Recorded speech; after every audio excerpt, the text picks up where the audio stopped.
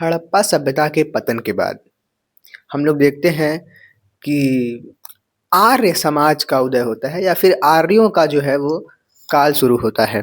उस काल को हम लोग वैदिक काल कहते हैं, इसलिए क्योंकि इस समय वेदों का निर्माण वगैरह हो रहा होता है।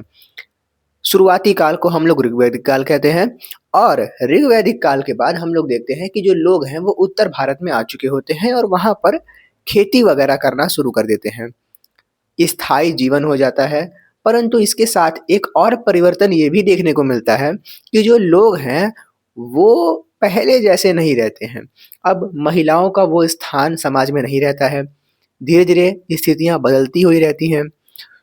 जो वैश्य और शूद्र थे, उनके साथ असमान व्यवहार किया जाता है, असमानता का व्यवहार किया जाता है। फलतः हम लोग देखते हैं कि समाज जो है उसमें असंतुष्टि फैलती है और प्रकृति का नियम है कि जब-जब असंतुष्टि फैलेगी, प्रकृति कुछ न कुछ ऐसा ज़रूर करेगी कि कुछ परिवर्तन हो और जो चीज़ें हैं, वो सही हो जाएँ। परिवर्तन होता है और 2 नए धर्म आते हैं जिनका नाम है बौद्ध धर्म और जैन धर्म। ये दोनों ही धर्म, ये जो समाज में कुरीतियाँ फैली हुई हैं, इन सब का विरोध करते थे। वो महिलाओं के पक्ष में थे, महिलाओं के समानता की जो है वो माँग करते थे, बौद्ध धर्म और जैन धर्म।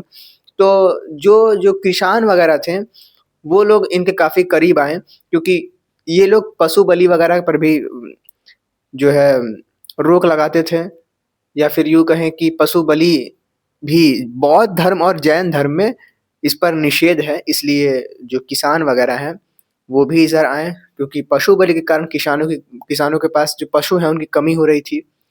फलतः हम लोग देखते हैं 2 धर्मों को, बौद्ध धर्म, जैन धर्म। इस पूरी कहानी को हम लोग आज के इस वीडियो में देखने वाले हैं कि क्या है बौद्ध धर्म, जैन धर्म, कैसे हुआ इसका उदय। बौद्ध धर्म को आज के इस वीडियो में देखेंगे, जैन धर्म को हम लोग अगली वीडियो में देखेंगे। तो चलो शुरू करते हैं इस कहानी को। शुरुआत मैंने क्या बताया? परिचय शुरू करते हैं। तो वैदिक धर्म के अंतर्गत उत्तर वैदिक काल से ही परिवर्तन शुरू हो गया। क्या हुआ भाई? परिवर्तन शुरू हो गया। हम लोग देखते हैं कि महिलाओं, वैश्यों, शूद्रों के साथ असमानता का व्यवहार जो है वो स्टार्ट हो गया। असमानता का व्यवहार स्टार्ट हो गया। उसी समय कुछ नए विचारों का जन्म हुआ, बौद्ध धर्म और जैन धर्म। वैदिक धर्म की बात करें तो वो संस्कृत में लिखी हुई है, बौद्ध धर्म की बात करें तो पाली में लिखी हुई है और जैन धर्म की बात करें तो प्राकृत भाषा में है। हालांकि कुल मिक्सचर चलता रहता है, संस्कृत संस्कृत कुल, बट अभी के लिए इतना जानते हैं। इसकी उत्पत्ति हम लोग बात करें तो लगभग 6वीं शताब्दी ईसा पूर्व में हुई। वैदिक धर्म में पशु बलि को समर्थन प्राप्त था। महाजनपद काल में किसान इसके विरोधी थे। ये समझ रहे हो ना कि वैदिक काल के जो लोग थे वो कहते थे कि नहीं, पशु काटो। हालांकि वैदिक काल में 2 मत हैं। पशु काटने का अर्थ यहाँ पर अपने अंदर के जो पशु हैं, जो अंदर का विचार है, उनको काटने से है। अब मैंने तो गूगल करके देखा तो भाई इसी तरह की कहानी थी। तो लोगों ने इसको पशु काटने पर ले लिया तो पशु बलि होने लगी। किसान इसके विरोधी थे। तो कहानी आगे बढ़ी और किसान जो है इसके विरोधी हुए क्योंकि पशु ससुरा कुल निकल जाएंगे तो कहाँ जो है कि कहानी आगे बढ़ेगी। तो अब जो किसान थे उन्होंने बौद्ध और जैन धर्म को अपनाया। बौद्ध, जैन अपनाया। शुरू करते हैं बौद्ध धर्म को। तो बौद्ध धर्म की बात करें तो भैया लुम्बिनी नाम का स्थान है नेपाल में और यहाँ पर एक राजा हैं जिनका नाम है, चलो ये 2 से काम हमारा चल जाएगा, इसको बेटा देता हूँ। चलो भाई, तो लुम्बिनी नाम का स्थान है जहाँ पर कि एक राजा है जिनका नाम है शुद्धोधन, जो कि कपिलवस्तु नामक जो स्थान है उसके शाक्य कुल के राजा होते हैं। इनकी पत्नी का नाम महामाया होता है और इनका एक बच्चा होता है, इसका नाम होता है सिद्धार्थ। सिद्धार्थ को जन्म देने के बाद ही हम देखते हैं कि इनकी माता जी की मृत्यु हो जाती है, यानी कि महामाया की मृत्यु हो जाती है। अब इनकी मौसी जो होती हैं प्रजापति गौतमी, वो इनकी जो सेवा है वो करती हैं। हम लोग एक कहानी और देखते हैं कि जैसे ये पैदा होते हैं वैसे ही, मतलब पैदा होने के बाद जो ऋषि मुनि हैं वो जब इनको देखते हैं, या फिर ऋषि मुनि क्या ही कहूँ उनको, महर्षि कहो या जो भी कहो, तो वो लोग जब देखते हैं तो कहते हैं कि ये आगे चलकर सन्यासी बनेगा। राजा घबरा जाते हैं कि अगर सन्यासी बन जाएगा लड़का हमारा तो राजपाट कौन चलाएगा। वो नहीं चाहते सन्यासी बने, है ना। जैसे हम लोग चाहते हैं डॉक्टर बनना है ना, पापा वाला नहीं, नहीं हम लोग चाहते हैं पेंटर बनना, तो डॉक्टर बनना नहीं, डॉक्टर बनना है, डॉक्टर बनना है। तो डॉक्टर और पेंटर की कहानी चलती रहती है, फिर बच्चे घर छोड़ के भाग जाते हैं, हम पेंटर ही बनेंगे, फिर वो पेंटर भी नहीं बनते हैं। खैर, तो इस तरह से हम लोग देखते हैं कि जो राजा हैं वो कहते हैं कि नहीं नहीं, इसको बाहर नहीं निकलने देना इस लड़के को, अगर ये बाहर निकल गया तो हो सकता है कि ये सन्यास में चला जाए, तो हमारा राज कौन संभालेगा। चलो भाई, तो कहानी आगे बढ़ी और हम लोग देखते हैं कि एक बार मतलब धीरे धीरे सिद्धार्थ जो है वो बड़े हो गए। सिद्धार्थ यहाँ पर कौन है, वही गौतम बुद्ध है। धीरे धीरे सिद्धार्थ बड़े हो गए। बड़े होने के बाद हम लोग देखते हैं कि इनकी शादी यशोधरा से कराई जाती है। उनसे एक पुत्र राहुल होता है, यानी कि इनके पुत्र का नाम राहुल था। नेक्स्ट बात करें तो हम लोग को ये देखने को मिलता है भाई कि अब ये बड़े हो चुके हैं, लगभग 29 साल के हो चुके हैं, और पत्नी भी है, बच्चे भी हैं, मस्त जीवन है एकदम सुखों से भरा हुआ।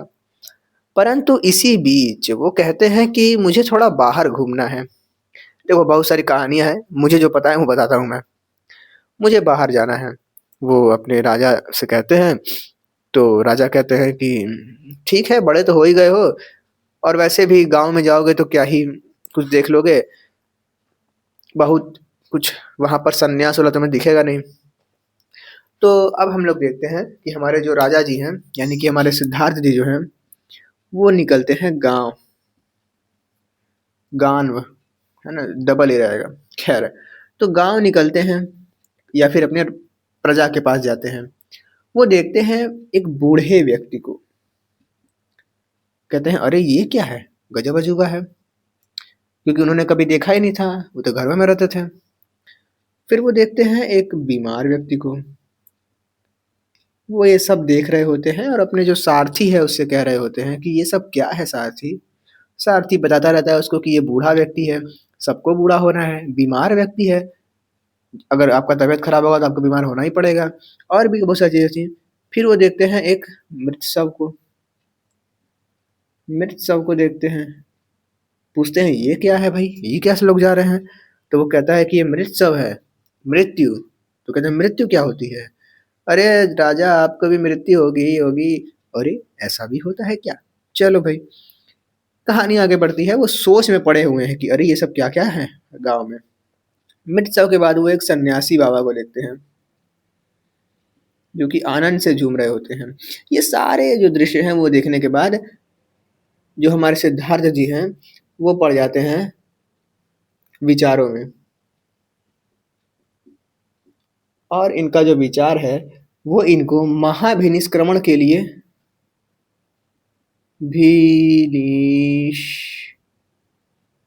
क्रमण के लिए उतारू उतारू कर देता है। रात का समय होता है और ये जो है बिल्लू घर से फरार हो जाता है।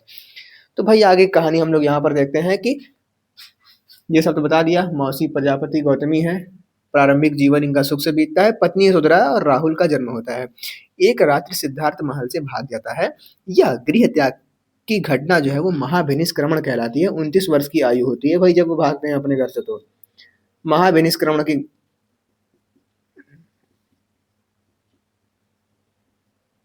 घटना कहलाती है गृह को त्याग देना। हम लोग देखते हैं कि ये भटकते रहते हैं, भटकते रहते हैं, भटकते रहते हैं, सालों हो जाते हैं, और अंततः एक गया नाम के स्थान पर जो कि बिहार में स्थित है, वहां पर भी इनको 6 साल बाद 35 वर्ष की आयु में बोध की प्राप्ति होती है, यानी कि ज्ञान की प्राप्ति होती है। कहाँ पर होती है, तो भाई गया में होती है। कहाँ पर है भाई, बिहार में है। चलो भैया बहुत अच्छी बात है। इन्होंने अपना पहला उपदेश कहाँ दिया, इन्होंने अपना पहला उपदेश अपने काशी में दिया, यानी कि सारनाथ में दिया। उस समय उसको ऋषि पत्तन कहते थे। हम लोग देखते हैं कि अंततः 483 बीसी में इनकी जो है मृत्यु हो जाती है। 483 बीसी में इनकी महापरिनिर्वाण, इसमें मैंने लिखा है महापरिनिर्वाण लिखो या फिर जो भी कहो, मृत्यु कहो। 80 वर्ष की आयु में इनकी मृत्यु होती है और ये खुदा को प्यारे हो जाते हैं। खैर ऐसा कुछ नहीं है, ठीक है, खुदा-वुदा को कौन प्यारा होता है, ये लोग खुदा को नहीं मानते थे। खैर, बौद्ध धर्म के प्रमुख सिद्धांतों की बात करना है, ये इम्पोर्टेंट है, ये सब तो बस कहानी थी। बौद्ध धर्म के प्रमुख सिद्धांतों की बात करें तो 4 हम लोगों को आर्य सत्य देकर गए हमारे कौन? बुद्ध जी। तो हमारे महात्मा बुद्ध जो हैं वो हम लोगों को 4 आर्य सत्य देकर गए। उन 4 आर्य सत्यों के अंतर्गत हम लोग को सबसे पहला सत्य जो देखने को मिलता है, वो देखने को मिलता है कि दुःख, ये दुःख काहे खत्म नहीं होता, है ना? ये दुःख काहे खत्म नहीं होता? तो दुःख जो है वो एक सत्य है। दुःख सबके जीवन में है, चाहे अंबानी हो, चाहे हम हो, चाहे कोई भी हो। और अगर आप अभी बहुत खुश हो, आपको अपने दुःख का स्मरण भी नहीं है, तो इसका अर्थ एकदम नहीं है कि आप मोक्ष में हो। इसका अर्थ है कि आप बहुत बड़े अज्ञान में हो। खैर, आगे बढ़ते हैं। दुःख का कारण एक सत्य है, दुःख का कारण। इसके बारे में इन्होंने अपने इस सिद्धांत प्रातित्य समुत्पाद सिद्धांत में बताया है। इसको हम लोग आगे देखेंगे। अब क्या होता है भाई? तो दुःख है, 4 आर्य सत्य के अंदर दुःख है, फिर दुःख का कारण है, फिर दुःख का निरोध है, यानी कि दुःख का रोकना या फिर खत्म करना। और दुःख निरोध के लिए गामिनी प्रतिपदा है। दुःख निरोध गामिनी प्रतिपदा है, जिसका बारे में हम लोगों को अष्टांगिक मार्ग में देखने को मिलता है। ये कुछ शर्तें हैं, अगर ये मिल गई तो आप जो है कि आत्मा को प्राप्त हो जाओगे या फिर आप दुःख से मुक्त हो जाओगे। प्रतीप्य समुत्पाद का सिद्धांत हम लोग को देखने को मिलता है। दुःख का कारण इच्छा से है, इच्छा से है। दुःख का कारण इच्छा से है। हमने क्या भैया देखा था? दुःख का कारण के अंतर्गत ये सिद्धांत देखने को मिलता है। और ये सिद्धांत हमें क्या सिखाता है? ये सिद्धांत हमें कुछ नहीं सिखाता है।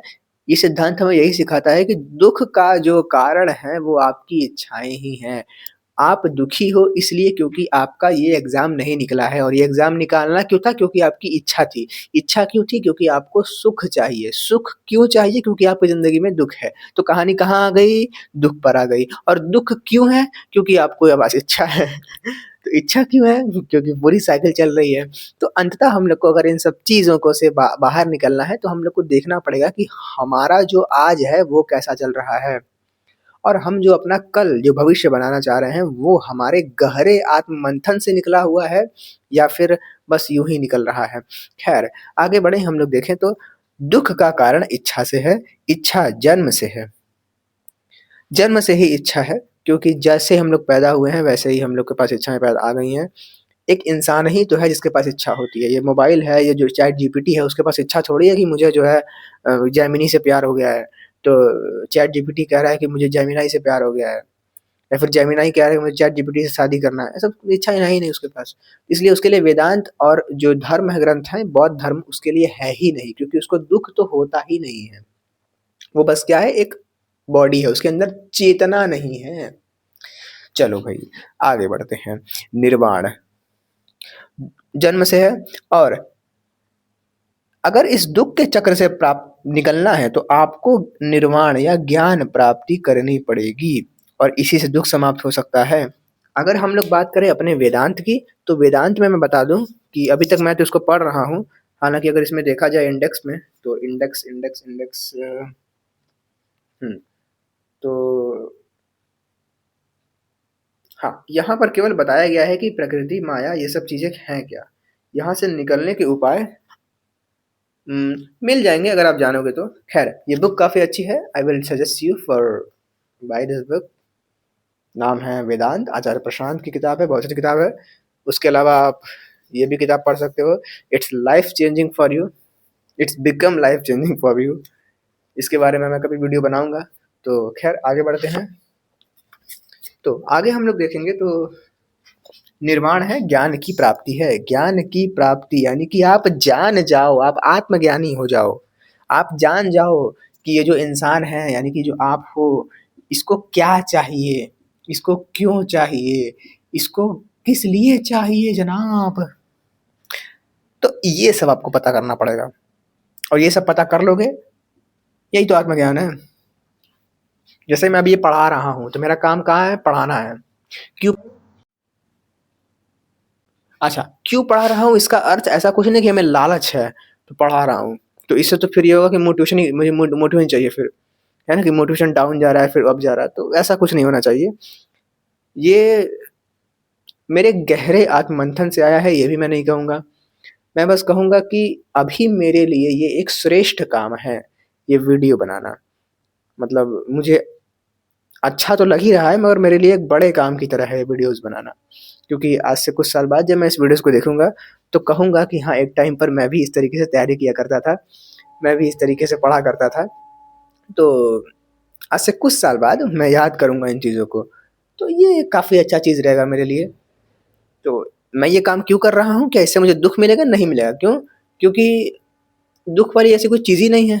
मुझे लाइक और सब्सक्राइबर्स चाहिए ही नहीं। मैंने शायद ही कोई वीडियो में कहा होगा कि आप लाइक करो, और मेरे वीडियोज़ जाते भी नहीं हैं कुछ। तो अंततः मेरी जो कहानी है वो तो यही है कि बस चल रहा है, और इसको करने से मेरा विकास हो रहा है, और क्या। मेरे बोलने की जो क्षमता है उसमें विकास हो रहा है, बोलने का जो तरीका वो बदल रहा है। अगर मैं कैमरे के सामने बोल पा रहा हूँ तो मेरे सामने बहुत सारे लोग रहेंगे तभी बोल सकूँगा। खैर, आगे बढ़ते हैं। इन्होंने 3 सिद्धांत दिया, त्रिरत्न कहा गया जिसको। बुद्धं शरणं गच्छामि, धम्मं शरणं गच्छामि, बुद्ध के शरण में आओ, धर्म के शरण में आओ, और ये जो संघ बनाया गया है बुद्ध के द्वारा, उस संघ के शरण में आओ। उस संघ के शरण में आओगे तो तुम धर्म के करीब आओगे, और धर्म के करीब आओगे तो फिर तुम बुद्ध के करीब आ जाओगे। तो बुद्ध के करीब आने का रास्ता कहाँ से हो जाता है? संघ से हो जाता है। संघ मतलब कि उनकी समितियाँ जो हैं, उनसे बात हो रही है। चलो भाई, अष्टांगिक मार्ग हमने देखा था कि दुख निरोध गामिनी प्रतिपदा के अंतर्गत हम लोगों को अष्टांगिक मार्ग के अंतर्गत कुछ शर्त दी जाती है। तो अष्टांगिक मार्ग के अंतर्गत सम्यक दृष्टि, सम्यक कर्म, सम्यक स्मृति, सम्यक संकल्प, सम्यक आजीविका, सम्यक समाधि, सम्यक वाणी, सम्यक व्यायाम, पूरा याद तो करना नहीं है, बस बोल दो और क्या। ऐसे ही देख लो कि हाँ, ऐसा कुछ होता है बस। ठीक है। बुद्ध जब मरते हैं तो उनकी प्रथम बौद्ध समिति, मतलब एक तरीके से मीटिंग बैठता है ना, काउंसिल बैठता है 483 बीसी में। पहला जो है मीटिंग बैठता है इन लोग का, और ये जो मीटिंग है ये बैठता है कहाँ पर बैठता है? तो राजगृह, यानी कि वही हमारा बिहार का क्षेत्र है, उधर सप्तपर्णी गुफा है, वहां पर ये मीटिंग बैठता है। और इसी के दौरान हम लोग देखते हैं कि जो हमारे बुद्ध जहाँ मर गए हैं, जो परिणाम है हम लोग वो देखेंगे, और किसके संरक्षण में ये कार्य हुआ था हम लोग ये भी देखेंगे। तो सबसे पहले संरक्षण की बात करें तो हम लोग ने पहले ही पढ़ा है कि अजात शत्रु जो है वो पहले वाले के संरक्षण होते हैं, संरक्षक होते हैं अजात शत्रु। तो सप्तपर्णी गुफा, राजगृह, अजात शत्रु।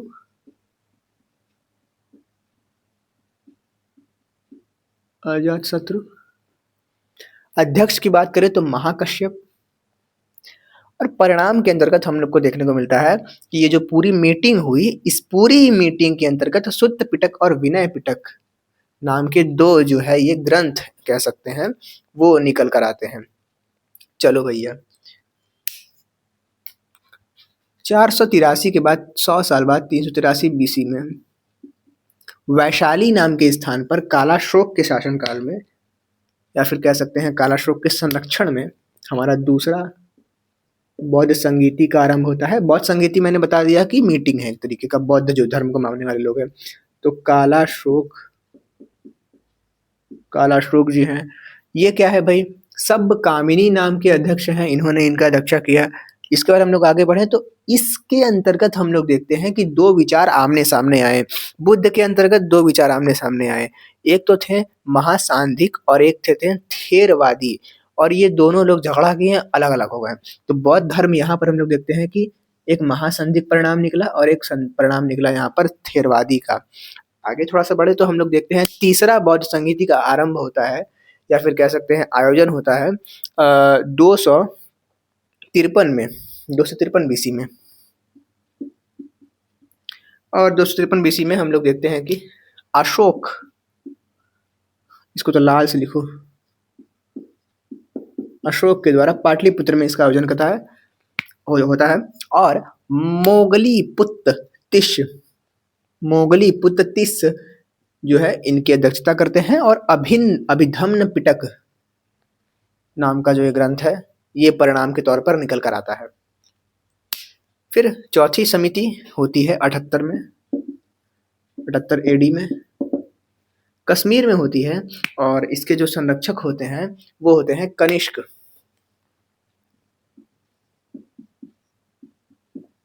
कनिष्क, अध्यक्ष होते हैं वसुमित्र।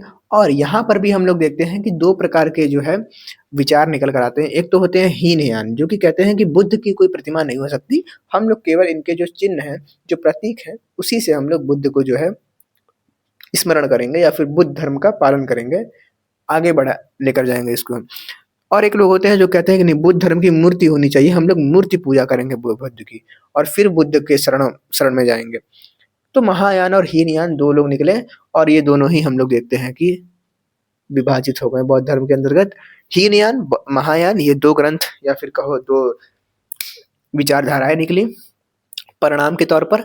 और इसी के साथ जो इम्पोर्टेंट चीजें हैं हमारे बौद्ध धर्म के अंतर्गत वो हमारी कंप्लीट हो गई। ये जो पूरी कहानी है इसमें हम लोगों ने बौद्ध धर्म के बारे में इतने जो पार्ट है उसमें इम्पोर्टेंट चीजें देखी। ठीक है, बुद्ध के त्रिरत्न सिद्धांत कौन कौन से हैं? तो बुद्ध के त्रिरत्न सिद्धांत बुद्धम शरणम गच्छामि, धम्मम शरणम गच्छामि और संघम शरणम गच्छामि है। तीन जो त्रिपिटक हैं वो कौन कौन से हैं? तो भैया विनय पिटक, सुत्त पिटक और अभिधम्न पिटक है ना। यहाँ पर जो पहला और तीसरा नंबर पर है देख सकते हैं हम लोग, ये मैंने लिखा नहीं है बट ऐसा होता है। ठीक है, इसके बारे में बात करें तो और कुछ कहानी है या नहीं है, मिलते हैं नेक्स्ट वीडियो में।